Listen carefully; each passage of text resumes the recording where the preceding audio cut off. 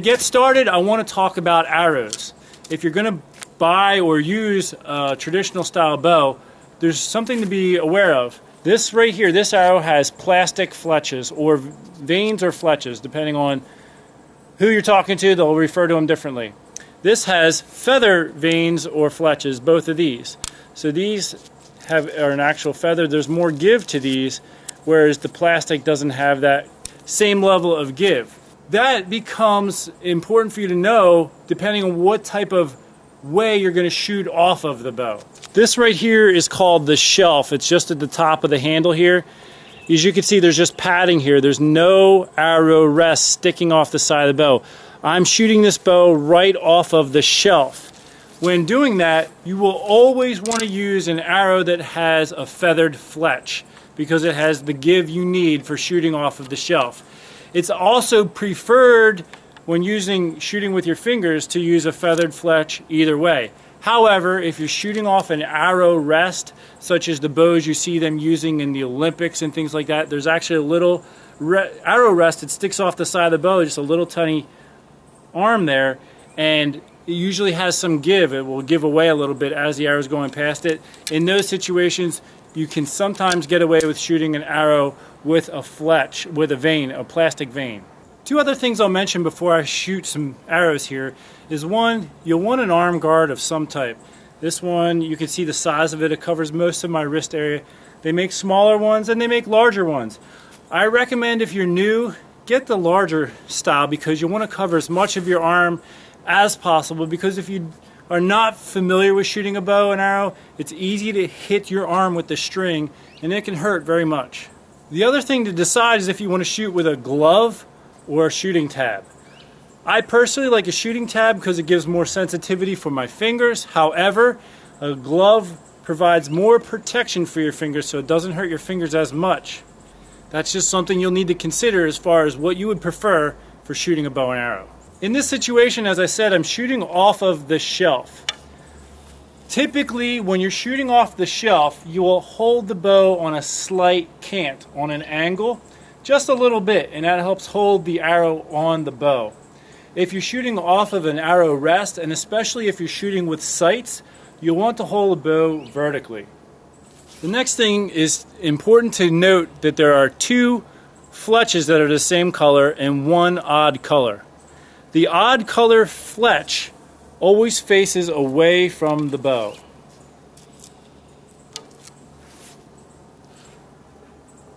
If you have the odd color fletch facing toward the bow, it can actually rip the fletch off and you'll have terrible arrow flight. And so you definitely want to make sure you do not do that.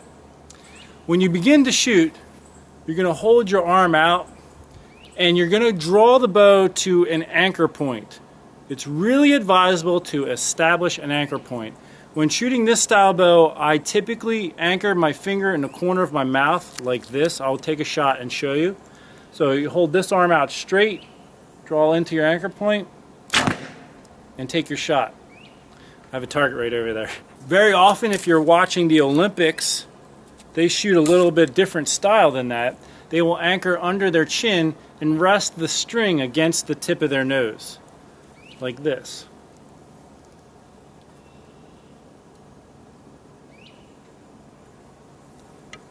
Also, I'll mention that those bows are typically longer.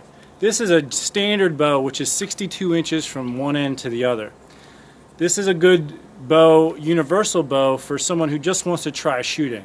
However, if you are interested in tournament style archery, you'll want to get a longer bow, depending on, well, it depends on your height.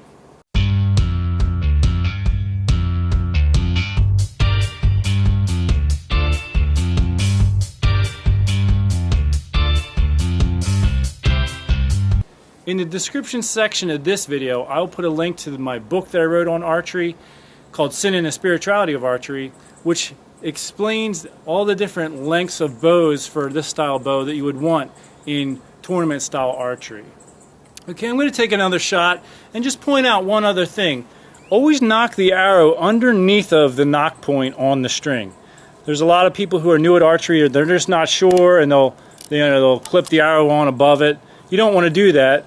because when you draw the bow back, it can slide up the string too easily.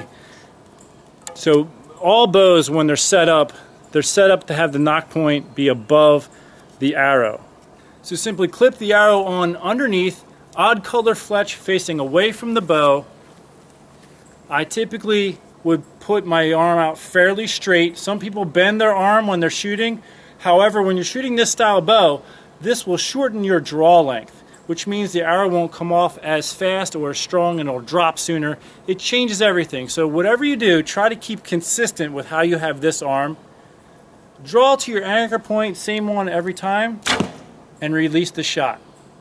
I'm going to put a link to some of my other archery videos, archery instruction videos, more advanced tips, shooting a compound bow, all those types of things. So make sure you check the description section and click on the video that you're interested in at this point in time. Thanks so much for tuning in. Until next time, take care and God bless.